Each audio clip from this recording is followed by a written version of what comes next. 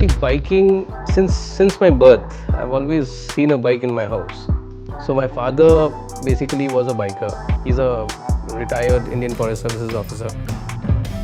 So I grew up seeing him biking. So he used to be biking from maybe Darjeeling to Jalpaiguri, Darjeeling to places like Kuch Bihar. So for him, 300, 400 kilometers was nothing. Probably it was in 1968 when a bullet used to cost 5,000 rupees. So he went to a showroom, bought a bullet for 5,000 rupees. Probably at that point of time his salary must be 500 rupees. See, he's always been a rider. So today at the age of 76 also he loves riding. See, and he's used to riding bikes where you have to kickstart them. And he's always been into adventure sports. I've seen him riding distances like 300 kilometers, 400 kilometers in my childhood. It's a dream that I want to ride with my dad before he leaves the world. And we want to do a charity ride when he crosses 80. I want him to be known as the eldest biker of the world to reach Leh Ladakh on a bike. So that's how I picked up biking. It's in my genes. So it's come down from my, I've inherited it from my father probably. Biking is if you ask me, it's a costly hobby.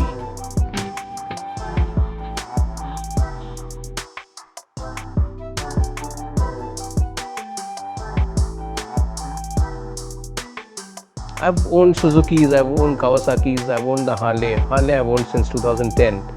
So what I feel, Harley still has that cult value. It is supposed to be the world's best bike. And I would also call it the world's safest bike in terms of stability. So it's very, very important that your bike is stable when you're doing a long distance cruise.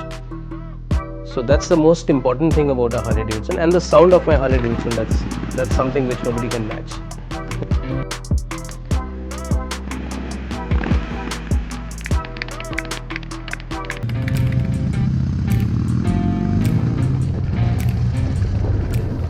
Probably I wanted to have a premium bike, and I didn't have an option in India at that point of time. 2010 was the year when the first premium bike company got into India.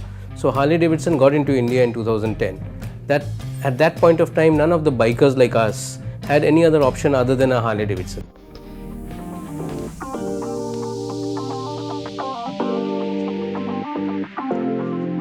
I learnt my first, geared two-wheeler riding on a Lambretta. In English, there's a statement. See, if you have power, comes with a lot of responsibility, right? So, the youngsters today, they think that it's all about riding a powerful bike. So, you actually have to have a maturity to ride a powerful bike. For me, riding is always a stress buster. Whenever I'm too stressed up, so we generally call up all the friends and we say, let's go for a ride tomorrow. So we don't look at which side we are going, which direction we are going, what distance we cover. While riding, it's a feeling that that makes you ride kilometers and kilometers.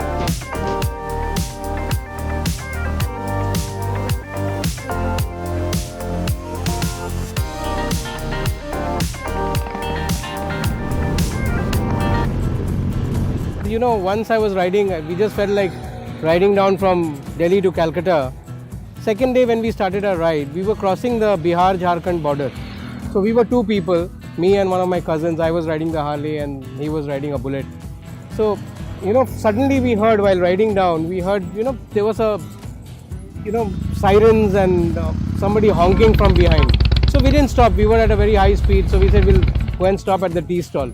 So we stopped at a dhaba. So then we just looked back and there was a guy who came out of the car and he asked us, where are you coming from?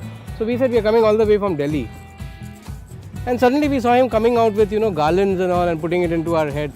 And we were amazed, we were shocked. The closest thing to my heart in my biking career is 50 years back my dad bought a bike and the number of the bike is WGS 911. So after 50 years when I started proper motorcycling, I wanted to have a high-end bike with the same number. See, the life of a biker in one word is very simple. We can, you look at our simplicity, though we ride these high-end bikes, we can even sleep on the road. If anything goes wrong, we are mentally we are prepared that we can sleep on the road, we can eat on the road. We don't need a proper place. We are like, you don't need luxury when you are biking. So that's how a life of a biker is. In one word, it is simplicity, it is simple.